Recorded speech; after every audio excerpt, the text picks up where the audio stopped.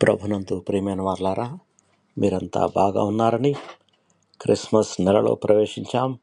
అందరూ సంతోషంగా ఉన్నారని ఆశిస్తున్నాను. ఈరోజు దేవుడు మనకిస్తున్న ఆశీర్వాదం యెషయా గ్రంథం 7వ అధ్యాయం 14వ వచనంలో వ్రాయబడి ఉంది. కన్యక గర్భవతి అయి కుమారుని కని అతనికి ఇమ్మానుయేలను పేరు పెట్టును. ఇది దేవుడు మన జీవితంలో నెరవేర్చిన వాగ్దానం.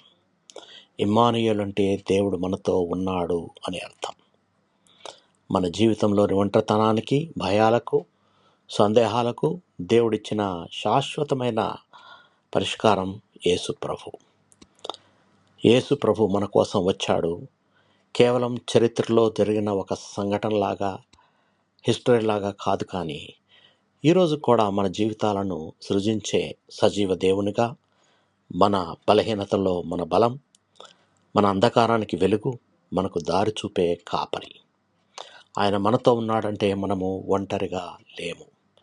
పరిస్థితులు ఎలా ఉన్నా ఆయన ప్రేమ, ఆయన సమాధానం మనకు చుట్టుముట్టే ఒక కవచంలాగా ఉంటుంది.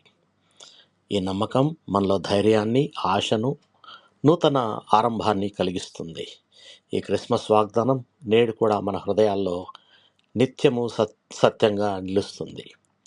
ప్రియ పరలోకపు తండ్రి, ఇమ్మానుయేలు, దేవుడు మనతో ఉన్నాడని మీరిచ్చిన గొప్ప అద్భుతమైన వాగ్దానానికి, నెరవేర్చిన దానికి కృతజ్ఞతలు. యేసుక్రీస్తు ద్వారా వచ్చిన నీ సమాధానం, నీ రక్షణ మా హృదయాలను నింపినట్లు చేయండి. మా బలహీనతలో మీ శక్తిని, మా అశాంతిలో నీ శాంతిని, మా సందేహాల్లో నీ వెలుగును అనుభవించడానికి మాకు సహాయం చేయండి.